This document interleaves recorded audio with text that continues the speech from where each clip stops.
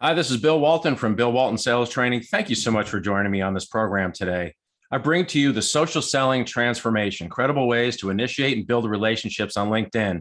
And Jay, I can't thank you enough to the Survive to Thrive organization for having me talk about this really important topic on how to sell in this era of digital selling and remote relationship building. So thank you so much for that. A little bit about me. I'm a client acquisition authority. I've had the chance to work with some of these wonderful companies you can see over to my right. And after a while and a few gray hair and you hang around for a little bit, you get a chance to write a book and have a point of view. So we're honored to be Amazon best-selling authors, and we get a chance to teach at organizations like Wharton to talk about new business development and prospecting in changing times, and certainly in the times that we're in. So very glad to be here. So just a little bit about me, and I'm really excited to be with you today. So where are we going to go on this program? I think first and foremost, we're going to talk about the remote selling reality and currently where we are, maybe celebrate some of the successes you've already had, but also share with you some data and some very positive learning and some observations that we've made to help you in this digital selling transformation, and in particular, to set yourself up for success on LinkedIn. I'm going to help you today boost your LinkedIn presence, let you have a point of view, but also teach you now how to engage on LinkedIn and help you understand some of the expectations that other people have when they want to connect and engage with you. And then I'll have a call to action at the end of our session today. So here's some of the facts, very powerful. 98% of sales reps with over 5,000 connections on LinkedIn are meeting and surpassing their quota. That's really powerful. Here's what's even more powerful. 80% of buyers, clients, your buying community aren't going to go back to in-person sales. They like this remote world. They don't need the coffee talk meeting. They love to have this engagement on social media, in particular on LinkedIn, which saves them time and helps them and gives them comfort and confidence in their buying process. In fact, 51% of salespeople that are using social media are more likely to hit their quota, and 84% of the folks you're selling to are using LinkedIn and other social media sources to make their decisions, getting some research, and building comfort in terms of who they want to work with. So I think we're on the right session today. So my reputation is all about giving you the how, not so much the what. Let me help you think about some shifts that we need to make as we make this transition to LinkedIn and use LinkedIn as a selling platform for all of us. A couple of shifts we want to make, certainly now for a meeting where, depending on where you live in the universe, it might not be possible. So we're going to shift from actually meeting to engaging. And we'll talk a lot more about that later today on our session. This isn't about getting anything. It's about giving. LinkedIn is a giving game, which you'll hear me talk about. And this isn't about pitching. This isn't about selling your wares and putting out a price list. It's really about sharing insights and help and thinking about how you can help the universe, this defined universe that you should define when working with LinkedIn or other social selling platforms. Instead of your resume on your profile, it's got to be an issue fluent profile. This is about putting your business acumen forward and having a point of view in the space and in the industry and for the client types that you look to attract. We're shifting from what we sell now to what we're seeing. And the biggest shift I think you can make, and I probably should have put it at the top and it's now at the bottom, is that we're moving away from trusted advisor, a term that everyone's familiar with, to a thinking partner. Think about that, thinking partner. What do we need to do now to be that thinking partner? And we're going to help you get there today. You can't get into a program and every consultant has a definition of the topic they're talking about, but I wanted to kind of focus on a definition of social selling, particularly on LinkedIn, and pull out a couple of important points for you.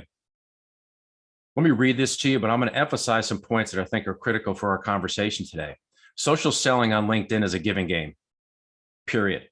It's about cultivating a social network that's predicated on your credibility, their credibility, and mutual trust. That's going to allow you to find and connect with the right prospects and build trusted relationships and ultimately achieve your sales goals. And I'm going to give you a process today for how to do that.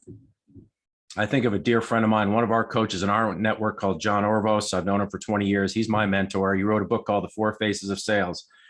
And I'll never forget when we met, he did some really kind things for me. We're in our initial stages of our relationship. And I asked him one day, hey, listen, you're being way too kind to me. What's up with that? And he goes, Bill, a giving hand is always full. And I never forgot that. It's been a way I live my life. It's how I sell. It's how I relationship build, and certainly how I interact on LinkedIn. So if you learned anything today from this session, a giving hand is always full will take you far in your pursuits on LinkedIn. So let's get to some of the goods, right? Let's talk about boosting your LinkedIn presence.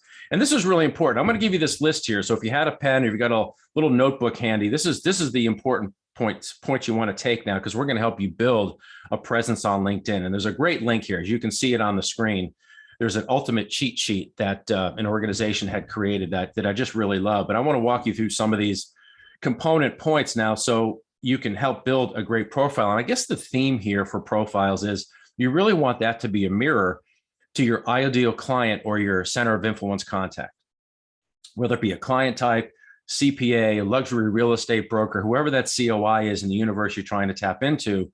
It's got to reflect their thinking, trends, goings on, and thought leadership, so they come to see you as a trusted advisor, as a thinking partner in that space. So let's go top down here. First off, we're going to talk banner photo. This is all about themes, right? We process on social media, we're processing images and information visually. That's why on blogs, on LinkedIn, you'll see all the when you thumb scroll into any social media platform, you're captivated by graphics, high definition photographs, and video. It's what we're attracted to. And that banner photo is really powerful. I've got a couple examples for you, but you really want to set the tone in terms of who you are, who your organization is, and who you serve by having an alluring banner photo. So that's number one. Number two is your headshot. And what this has to be, this doesn't have to be go to a studio, put on your Sunday best, and have the makeup crew come in. But what this is really about, a headshot that reflects you, that it's professionally, but personally a depiction of you.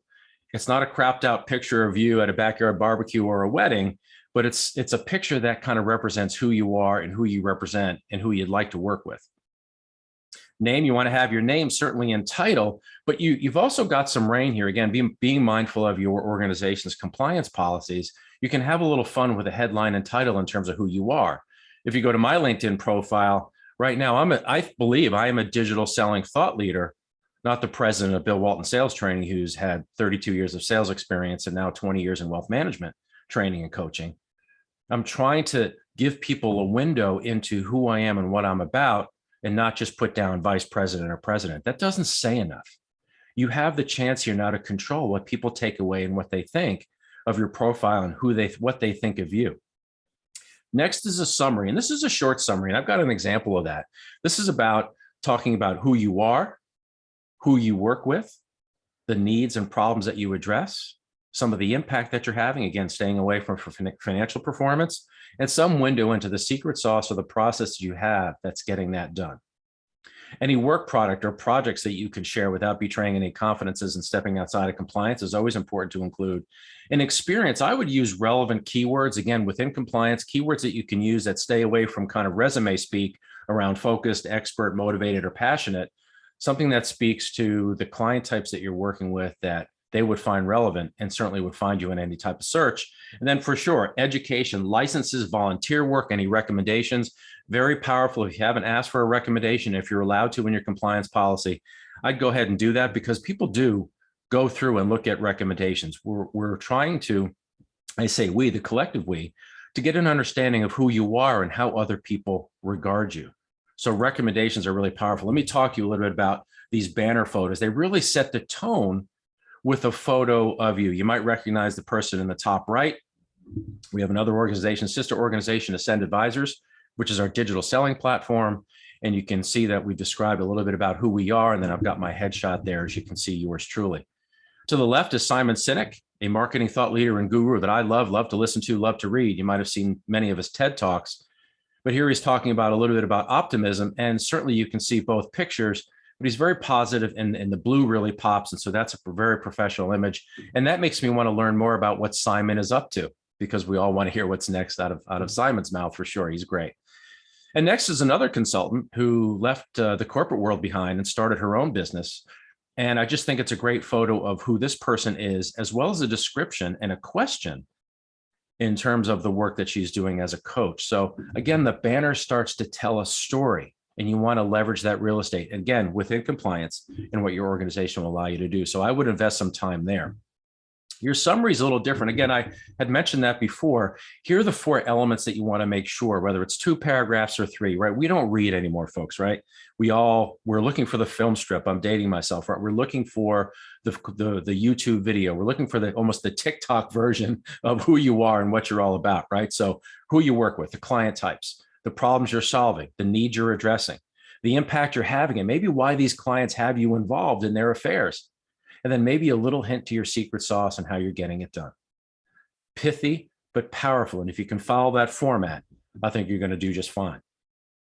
Now let's talk about content. I'm going to tell you about a discovery that we've had over the last year about selling and content. And I'm going to be really bold here. You cannot today have a sales strategy or a prospecting strategy without a content strategy, because the content is setting the context of what you want to talk about and what your ideal client or prospect is interested in. So content is winning the day. And here's a great factoid from Infosys, a large management consulting firm. 82% of buyers viewed 5 to 8 pieces of content from the winning vendor.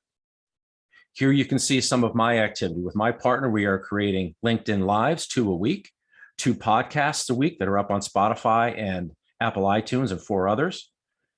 I tend to quote organizations like McKinsey and others that post relevant content, but I'm making some sense out of it myself in terms of what I think my readership would be interested in, and then having a point of view about context. What's important about this article?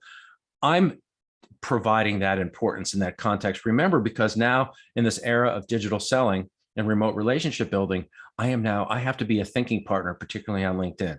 And this is an example. If you go to my profile, you can read about this article and thinking about how business growth is shifting and what transformations organizations need to make.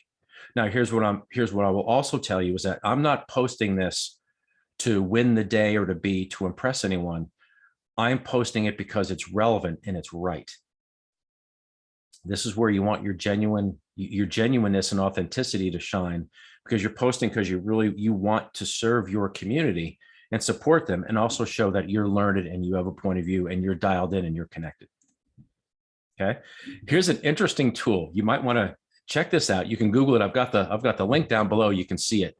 But I did this the other day. I did a social selling index test, and it's really quickly. They go right to your LinkedIn profile and they test in 4 areas how well you've established your personal brand, if you have found the right people, if you're engaging with insights, and how you're building relationships, and you get a score. It's really kind of neat. So I would say after this session today, after you get a chance to go through it and process some of the things that I've shared with you, is to go up online and take this test and see what they have to say about your social selling index. And then you'll get a sense for where you might need to improve and maybe use some of the things we're talking about today to enhance your profile and enhance your social selling index. So thanks so much. That's about building your presence on LinkedIn. Now I'd like to shift to engaging on LinkedIn.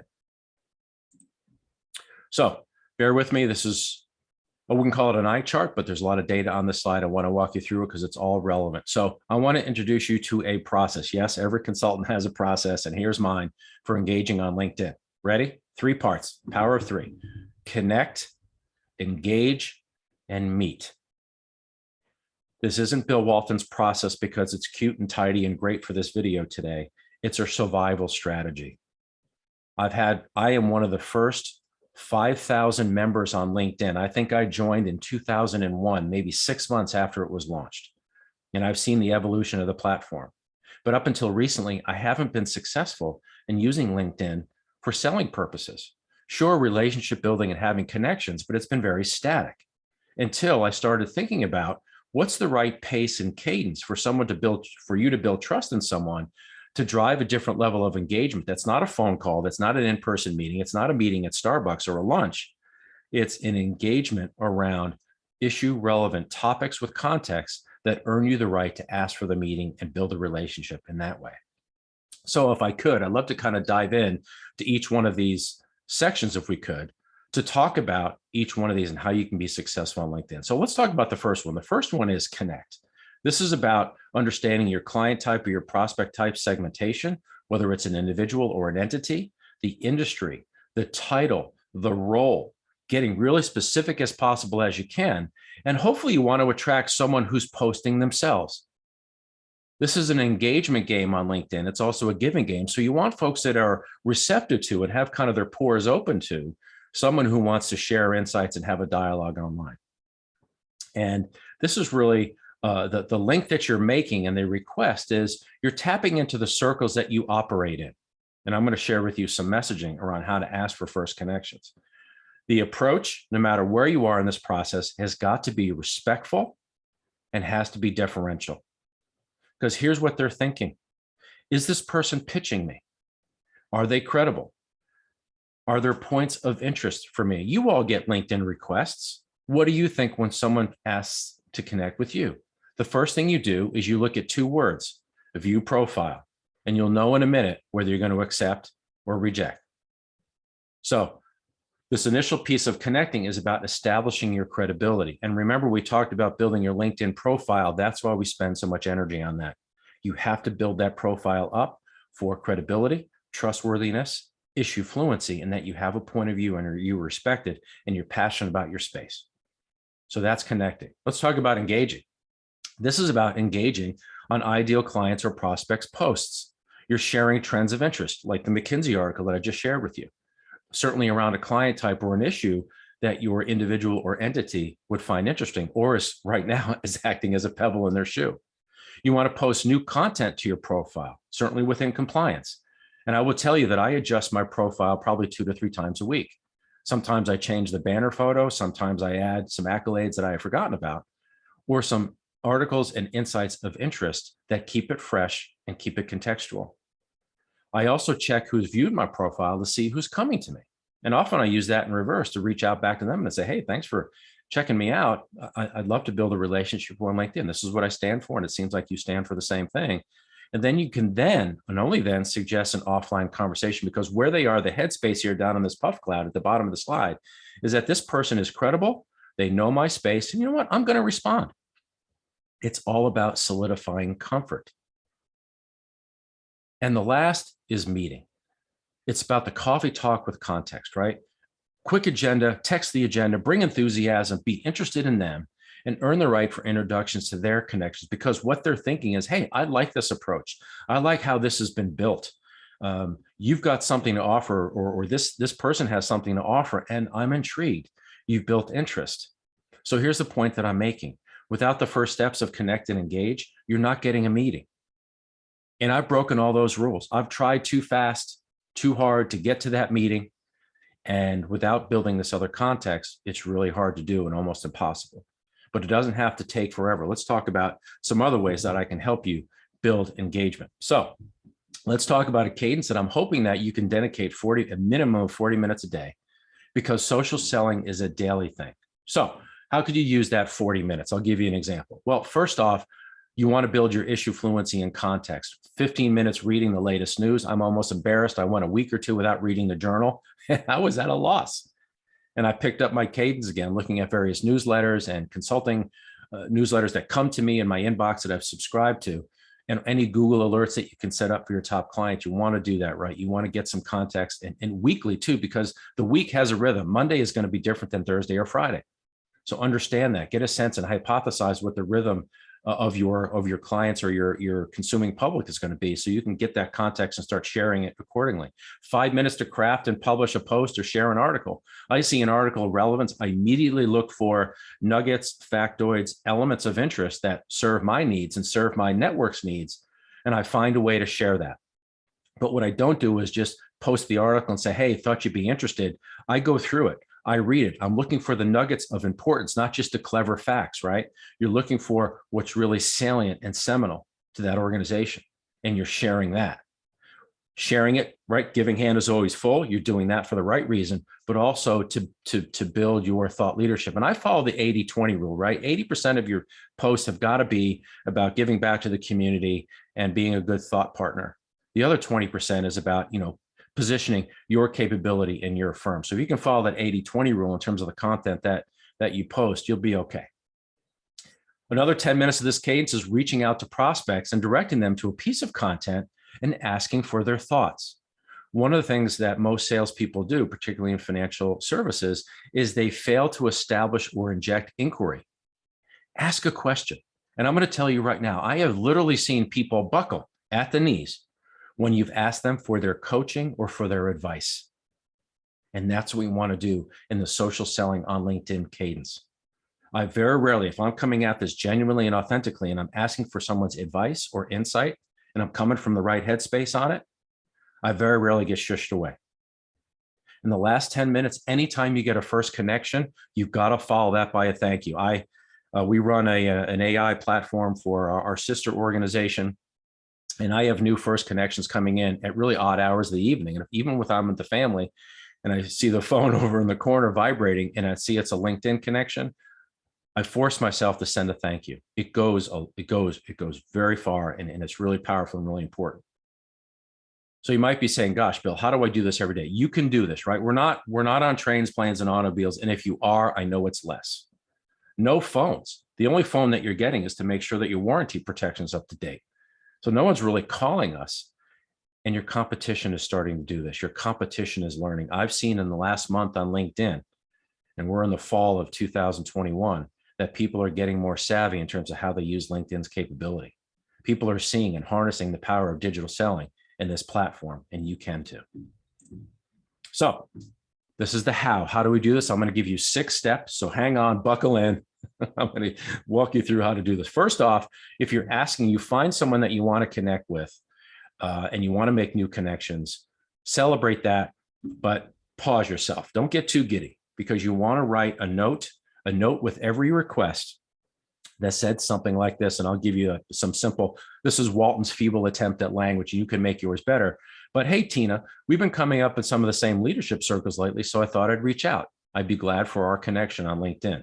Regards, Bill. Sometimes I'm a little Pollyannish. I might say warmest Bill, or I might say something that I found very interesting about someone's profile, either worked at the same firm, we're on the board of the same organization, maybe in different geographies. You're always looking for a little bit of a link there. And you want to be specific in terms of leadership circles. I might say RIA circles or insurance brokerage circles. And you don't want to tell a lie here, but you just want to bring it to the fact that we've got context and we're kind of running in the same space. And I'd be honored for your connection on LinkedIn. So that's how we make the first new connections. You've got to have a note attached to it. Deference, respect, genuineness. It needs to ooze out of that first request of a connection. So that's number 1. Number 2 is every day you want to check for the new connections that you've received, particularly mid-morning, somewhere around 10:30 or 11 o'clock. So you go right up to the banner here on LinkedIn and check my connections to see who's connected with you. That's recency. And if you hadn't chance in the moment, if you got a notification, if you weren't able to send a thank you note, now's the time you can get back to someone and say, gosh, you know what? Thank you so much for connecting with me on LinkedIn. I just saw that you posted something about multi-family office wealth management and leaving a legacy, whatever the topic might be. I'm just giving you an example. And maybe we can start a conversation. Again, not pushy, deferential, respectful, genuine, loaded with intention around that client type or the issue that you both are concerned about. So number 3 is, how do we work these new connections? You want to go in and take a look at your connections and get to the recency. You want to look at the connections over the last 24 hours, and you want to engage immediately and extend that to a point of view. Hey, I'm so glad we thought, I don't know if this is going to be of interest to you, but hey, we just did a podcast the other day talking about remote selling and the power of LinkedIn and a process for doing it. I hope you enjoy it. You're establishing the giving mindset. It's not just a thank you. And you're leading someone now, you're creating this popcorn trail to your point of view, a mutual point of view, because this saloon door swings both ways. They have knowledge expertise, you have knowledge expertise, and you want to get that kind of giving hand treadmill going early when folks start to connect with you. So that's number 3. Number 4, as we talked about before, content, and I'll add something here. Context is king. You want to engage. Now, this is an example of someone who actually posted some information. And one of my partner, James Jacoby, actually responded to this person's post. That response is going to be there for eternity. His little face and the comment is going to be there. Now, someone took the time to post that information. And so anyone who not only says, hey, this is great, I can use this, thanks for sharing, but adds a little more context to that is going to take notice. It's vital for building your audience on LinkedIn. It also stimulates a higher level of engagement. in private messages ongoing that you can now start DMing these individuals to say, hey, listen, love that article. I know you saw that. I connected with you on it. And now you're building likability and trust, which I talked about before, really critical elements for you to be this thinking partner on LinkedIn and use it for business purposes, for selling and relationship building the way you want to. Number 5, you want to post according to your thought leadership. And this is an example of mine from a few months ago. There was an article posted on what the leaders of the insurance industry were thinking about growth in the space and what some of their ideas were. And I posted that, and it was the first time ever that I think I actually disagreed with the executives in an industry. I didn't think that was right. I think based on this article that they needed to consider what we're talking about today, about leveraging social selling and other levels of engagement to drive organic growth in a space that's really at a flat to kind of anemic growth right now. Not anemic, but not the growth that they would aspire to or they would love to have. And social selling is going to fill that gap. And what you really want to do here is post new content to your profile 2 to 3 times per week. Some of our clients are doing it every day. If you've got the capacity to do that in your cadence that I talked about before, that 40-minute cadence, go ahead and do that, but at least 2 to 3 times per week. Freshness sells. You might have heard that before, maybe a different industry. I used to be in the consumer products industry. So post relevant content that shows that you're learned, you have a point of view. And what's really cool is if you can find data in articles of interest and research that your audience is not dialed into or might not have found, that adds, again, that amps up the kind of value meter in your thinking partnership because they hadn't seen that information. Number 6, tap back to who's following you. Go to who's viewed your profile and thank them for coming to your profile. When they come back to engage in your content, you're building intrigue and more engaged connections. And take a chance. It's not spooky to do that. You just want to thank people because they want the same thing. If you've taken a look at LinkedIn over the last month, you're seeing now this level of engagement. And I'm so happy for it because for the last year, I've been promoting it and talking about topics like this as I'm talking about with you. And once you see this level of engagement, send them a message. Hey, let's set up a conversation offline. I'm so glad that you're interested. There's more to share. There's only so many hours in the day. But this is kind of what I'm thinking, and this I thought was relevant for you in your organization. Again, stay out of your head with this, right? You're not pitching, you're not being too salesy. If you got the right intent and mindset and heart set in mind, and you're being a thinking partner, and you've got a gift, you have an asset to give, and that's some insights in your issue fluency about a space, about an individual, about a client type, or an industry that you've got to share, and that would be valuable to your client or your prospect. So other social media, Instagram, there's a lot of users on Instagram. And again, within compliance, not too many financial services organizations use Instagram, but those that do are using the platform because it's very visual and you can add pithy comments. We've used it for our organization, and I'm going to tell you about that in a second. Twitter, folks are having a lot of success on Twitter. I typically don't use that platform, but and many, for compliance reasons, many organizations don't.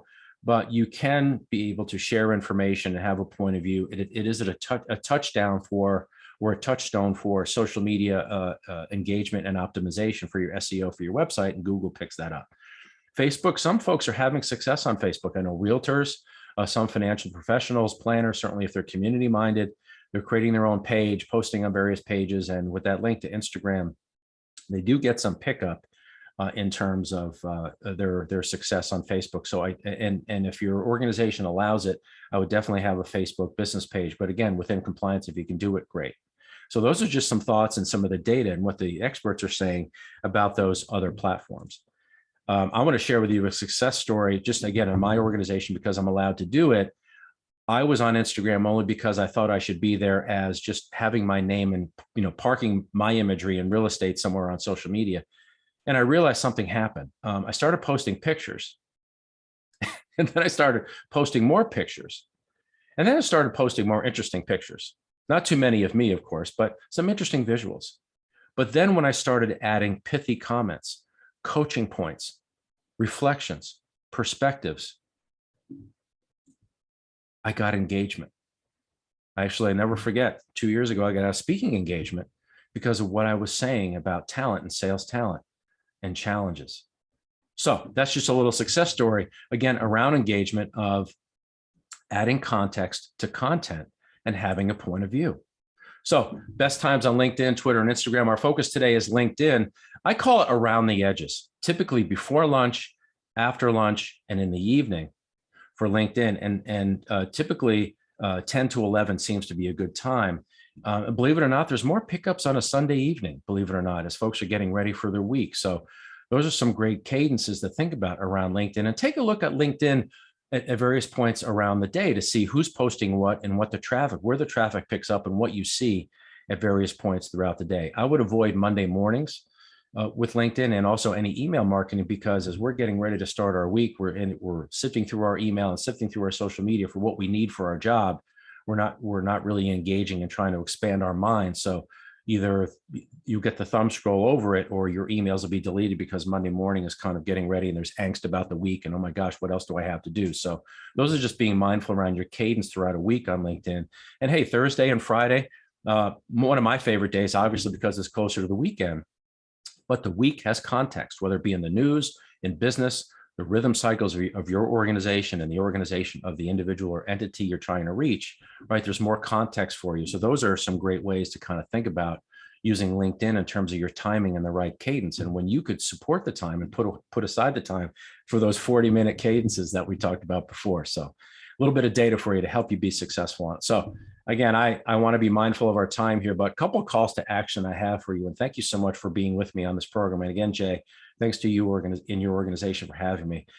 Social media is the new coffee talk meeting. And I would say that if you can leverage LinkedIn and all their social platforms accordingly, you can take anywhere between 3 to 5 weeks out of your sales cycle, right? Because we're having the conversation now. And you really want to strive for engagement, not so much sales. You want to build a conversation, build your credibility, be that thinking partner. And also you want to earn the right to advance. Remember, connect, engage, and meet. That's the cadence. That's kind of the stanza you need to follow to build that engagement and earn the right to ask for a meeting on LinkedIn. Only fools rush in. I'm using as a term. We're not fools here, but that concept of rushing in is not working on LinkedIn, right? So again, connect, engage, and then meet. Build your issue fluency. If you have a point of view, share it. Again, within compliance, want to be mindful and reinforce the ideal client types that you're currently working with and that you're looking to attract either for your prospect world or for your COIs in your space that you would love to acquire more of, or you would like to announce to them so you can keep them apprised so they can continue to introduce you to interested parties. And then, hey, if there's some platforms out there, there's some really good technology to be able to help you with this. And AI as a technology is really coming to help us as salespeople in the realm of social selling and LinkedIn and other platforms. So I would seek that out immediately. And then certainly if you need any other information, I'd love to continue to support you. Find us up on the web at billwaltonsalestraining.com, or you can send me an email directly. So again, this is Bill Walton. Thank you so much, helping you make the relationship building and social selling transition using LinkedIn to drive your business and build relationships. So glad to be with you, and good selling, everybody.